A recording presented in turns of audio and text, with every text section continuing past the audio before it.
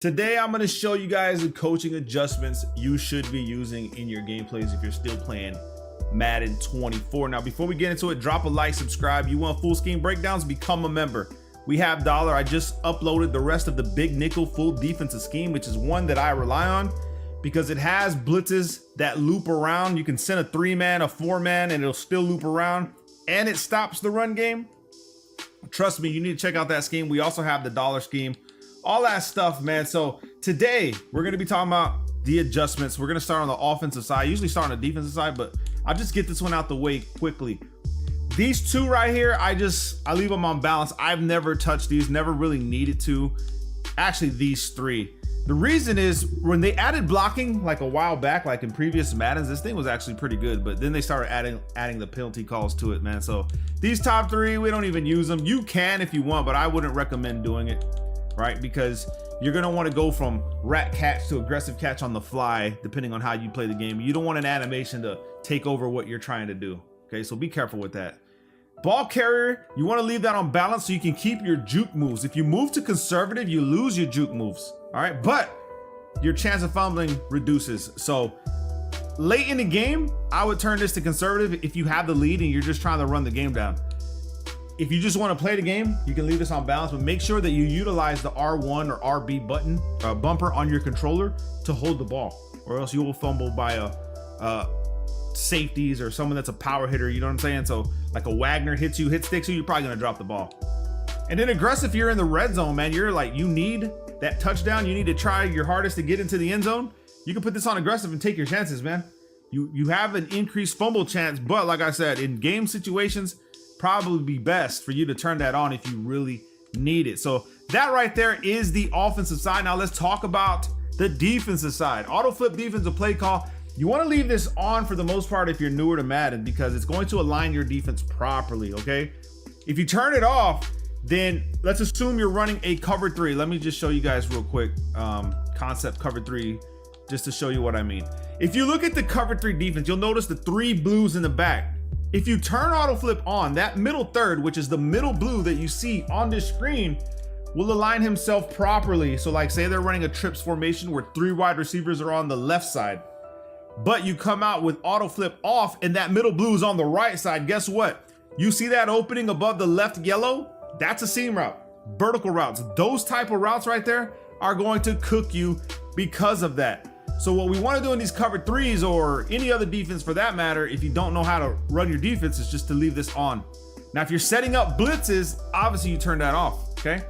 And this brings us to the auto alignment. So you can leave it on default and the defenders will align according to their default alignment rules. So if they're running a trips formation, your defense might push a little bit further left. Your linebackers, your corners will shift a little bit further to the left to try to put themselves in position to make plays, right?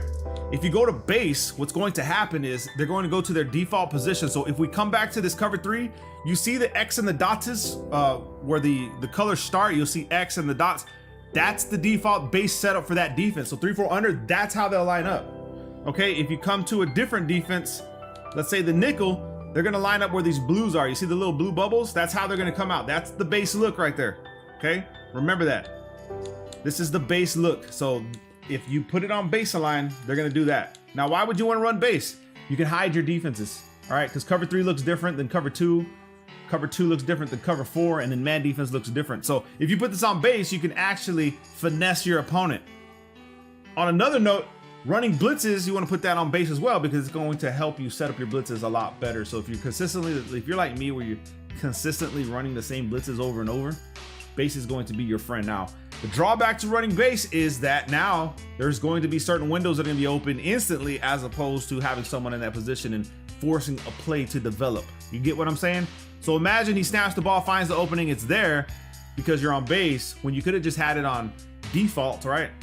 And these guys are aligned and he's gonna have to wait to make a read because these guys are in position already at the start of the play. And then you have man. You gotta be careful with this one because certain defenses will confuse each other. You'll have a deep half that's supposed to cover the right side of the field. He'll be on the left side of the field and it makes for a mess. I would only run this if you're running primarily man, but like I said, your zones will get confused. So be careful with the man up alignment. Cornerback matchups, if you're facing someone that has a Tyreek Hill, you can put this on speed or just manually cover him. But if you want him to follow him around the formations, right, you want to put this by speed. Now, if you're facing someone that's like you're going against a Metcalf and he's high point passing or something like that, someone tall, you could go by height. And typically you want to run by height in the red zone. And then route running, not really. Depth chart, no. It's usually speed and height. Height for the red zone, speed if you're running man defense. And then I leave it on balance because I run a lot of zone. So, but you can put it to speed for man defense. So remember that. Option defense, if the quarterback runs with the ball one time where he does an option and keeps the ball, I'll put this on conservative. It'll focus on the quarterback and I'll just put it into it, man. I'll force him to run the ball with the running back instead of using his quarterback. I'll give him one opportunity to do it, but once I see it one time, this goes on conservative and it stays there. You could go aggressive and it'll focus on the halfback, but if they keep it with the quarterback, you're gonna get cooked. So conservative or balance, pretty much those two right there. Strip ball, if you need a turnover, you can go to aggressive, okay? This one right here has a higher chance of broken tackles and face mask penalties, which you'll probably get, so be careful. Only use it when you need it, maybe a couple plays in and out. I typically just leave it on balance for the most part, man. Tackling's the same way. You can leave it on conservative or aggressive. The cons to aggressive is the higher chance of broken tackles, and AI defenders will attempt to hit stick. So what people like to do, a little trick to you guys, is go to conservative and then aggressive, okay?